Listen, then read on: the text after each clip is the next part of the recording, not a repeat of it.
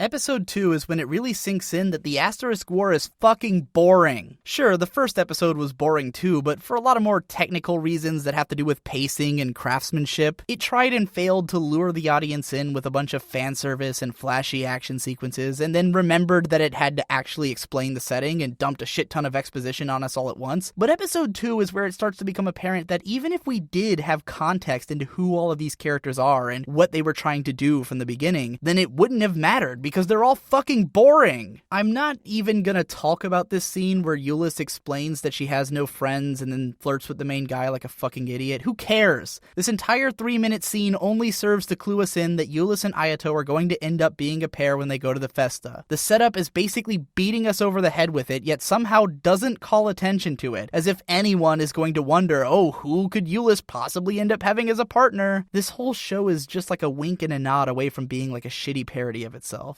Not long after we see Euless laughing at Ayato and he says how he's surprised at her for laughing, she then responds to his greeting at school and everyone loses their shit. I explained this in the last video, but it's really difficult to care about the idea that Euless is changing into a decent person when we didn't really know shit about her in the first place and we never really got to see what she was like in class outside of what we were told during the exposition. Then Saya wakes up. So remember when Ayato didn't sit in the window seat and it was like, whoa, he's not in the window seat? Well, that's because they had a more insidious plan in mind. The whole surrounded on all sides by relevant characters plan. The window seat just happens to be occupied by the other character with candy-colored hair, and she just happens to be Ayato's childhood friend for no adequately explained reason. How long ago was she his friend? What kind of friend? Where? Were either of them broken up about it when Saya moved away? Saya doesn't seem to react all that much when she notices Ayato, but like 5 minutes later, she's apparently in love with him to the point that she fights over him. Again, it's hard to believe that this show isn't some kind of shitty meta-commentary like Saekano. Saya says that she has her own motivations for coming to the school besides the fact that her father asked her to, but they are a secret, just like every other potentially interesting fact about any of the characters. You know, typically, when you want the audience to get interested in a character, you start by letting us understand their motivations and personality so that we get invested. And then, when you put them into dangerous situations wherein their careers and lives are at stake, then we feel tense and excited. Teasing us that there's a possibility that maybe one day the character will reveal themselves to be interesting only means that the show's gonna be fucking boring until then. When asked about her absence the previous day, Saya explains that she overslept. I guarantee you that we will never actually see her miss another day of class in the entire series. I say this because I'm less convinced that she missed class because she's the kind of character that would sleep through class regularly, and I'm more convinced that the writers didn't want to introduce her during the first episode when they were busy setting up the other characters, and needed an excuse for why she wasn't there during the previous classroom scene. Yeah, that's right, the writers are using the character's excuse for why they missed school as their own excuse for why the character missed school. If that ain't meta, I don't know what is. You know, I usually love these kinds of deadpan characters, and I appreciate Shiori Izawa's vocal performance, but Saya just is not all that endearing. For a deadpan character, she's not that deadpan, and for a mimetic comedy character, she's not that cute or funny. I can't stand the way the gradients in her hair look, or the random mishmash of colors in her accessories. So, her hairpiece is yellow, but the cuffs and undershirt are pink, and she's also got a tie. I feel like the pink or the yellow would have worked with her blue hair individually, but altogether it's just kind of a clusterfuck, and the pink undershirt just looks terrible in general. Not to mention that all of it clashes with the bright green line in the middle of the uniform. I should have asked this back when Classmate Guy was introduced, but why the hell is the dress code so flexible in this school anyways? What's the point of having uniforms if you can just change the uniform? Ever since Hibike Euphonium, my tolerance for this shit has been rapidly decreasing. After class is over, Euless gets ready to take Ayato on a tour of the school and town that I didn't talk about before because it was boring, and then everyone just stands around in the classroom forever while the girls act like a bunch of catty, flirty bitches. That's not me being misogynistic, it's just how the show treats its female characters. A bunch of catty, flirty bitches who've got nothing better to do in their life than fight over who gets to serve some shitty, boring guy. If this is supposed to be an escapist fantasy or something, then I really want to know what guy's fantasy is to be constantly fought over over by a bunch of annoying, boring dumbasses. So then Euless gives Ayato and Saya the tour of the school, and all I could think was, why the fuck do I have to see this? None of these locations seem like they're going to be relevant at all in the future, and the way the scene is edited just doesn't give any sense of where they are in relation to one another anyways. I get that this scene is mostly played up as a joke, since Saya ends up being the one who's impressed with all the faculties, and the joke is that she would have made a really shitty tour guide to begin with, but imagine how easy it would have been to make this scene more interesting. This show takes place in a futuristic sci-fi world, and they decided to show us a fucking cafeteria. Why not have her show him the training facility, which we'll be seeing them use in episode 5, or the room with all the scientists and the weapons and shit, which comes up later in this very episode? Anything would have been more interesting than 3 boring-ass locations as the setup to some dumbass joke that means nothing for the plot of the episode. Ayato just fucks off afterwards to get drinks, and none of it mattered at all. While Ayato is away, Euless and Saya get back to arguing over who his dick belongs to, and Saya drops some hints that Ayato is supposed to be crazy strong, if we hadn't realized already. Then the pair gets attacked by the yellow arrow assailant again, and this time we see that it's a guy in a fucking hood.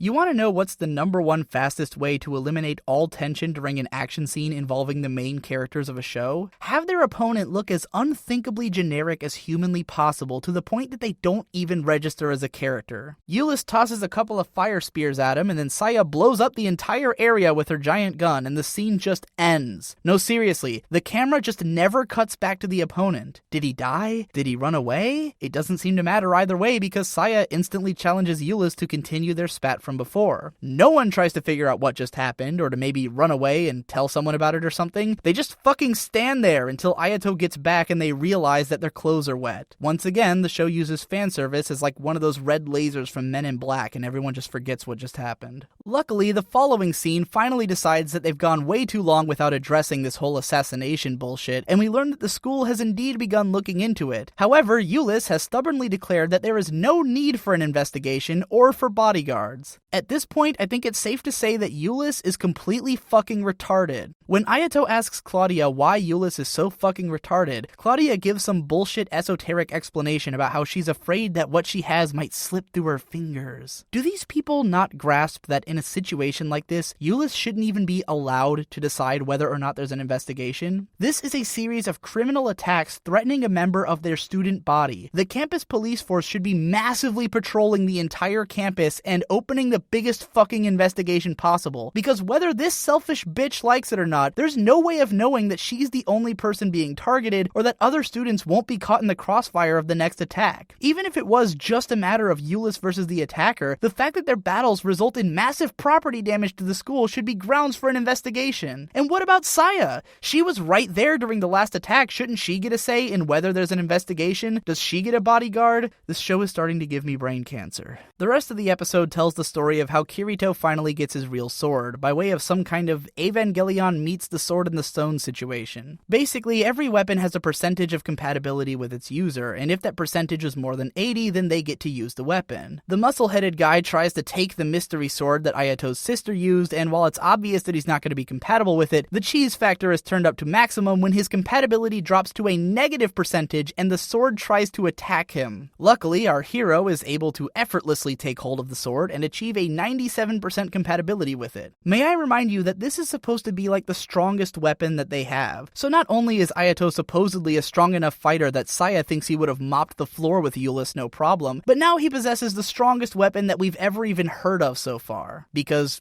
who needs narrative stakes, am I right? I'm half expecting to find out later that his sister's soul is actually inside of the sword somehow, and if that turns out to be the case, then I sincerely hope that this video gets released before then. I promise I wrote this when there were only 7 episodes out, you just have to take my word for it. The episode finally ends on some fan service teasing, where Ayato comes to Claudia's room while she's finishing up a shower, but we'll have more to say about that next time. For now, we finally made it to the end of this boring-ass episode, and what have we learned? That Euless is changing into a better person and falling for Ayato? Well, we pretty much figured that out from the beginning. That Ayato is going to be using his sister's sword from now on? Well, we knew that would happen as soon as we heard about the sword. That Saya exists? Who cares? She's completely irrelevant to the story and could have been introduced at any time and it wouldn't have made a difference. We didn't learn anything else about Euless' attackers, and in fact, Euless herself seems to be actively trying to prevent anyone from learning anything new. All that really happened for most of this episode is that characters stood around flirting and bickering. What a great show.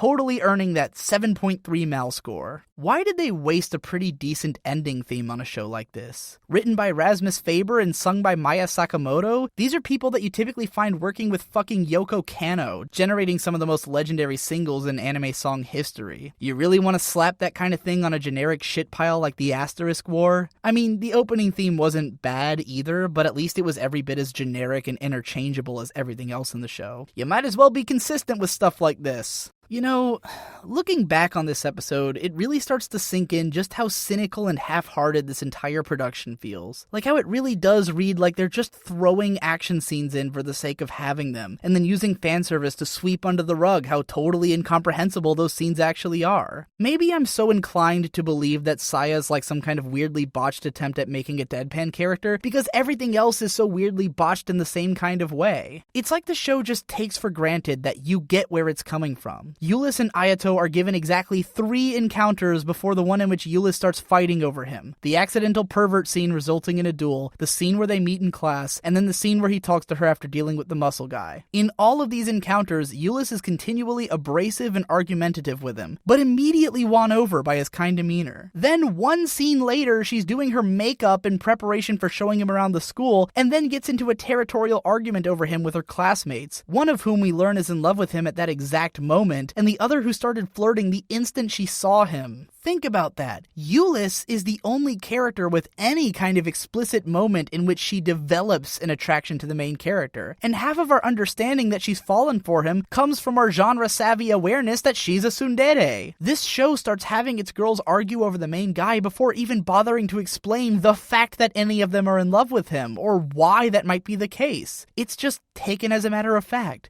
They're girls, they have speaking lines, and they're in a light novel adaptation. What else could they be there for? Every scene feels like it's just taking off a box on a checklist. Introduce concept that Festa has to be done in pairs, check. Introduce love triangle, check. Action scene, check. Actually calling attention to the only apparent overarching plot thread, check. Note, that's calling attention to, not actually progressing. Getting the main character's weapon and proving that he's a badass, check. Tits, check. Each sequence begins and ends either just by cutting in and out at random or by Claudia telling Ayato where to go. Enemies just disappear when the fighting is over. Claudia walks Ayato to the sword room and then calls him to her room later that night. And the scene at the start of the episode is delivered as a flashback during Ayato's morning jog just so that they'd be able to cut in and out of it without worrying how to organically transition from the end of the last episode. This is why I tend to think of A1 Pictures as the McDonald's of anime studios, because a lot of their shows feel like they were put together on an assembly line. I don't know how bad the original light novels for this series were, and I don't know how much the staff is to blame for failing to change it. Both of the directors have been involved with shows that I kind of like, such as Saki and A-Channel, but one of them was also the guy who directed Dragonaut the Resonance, which was the seasonal laughingstock of fall 2007, so make of that what you will. Honestly though, it's hard for me to blame anyone when I look at something like this. It's hard for me to imagine that anyone here didn't know exactly what they were making. They just did it because it's their job. Because for some reason, this kind of shit has a market, and by God, they're going to cater to it. I'm sure that some of the people working on this show are really passionately giving it their all, but I also like to think that for some of them, knowing that this monster they've created is actually pretty successful is as depressing to them as it is to me. Continued in part 6.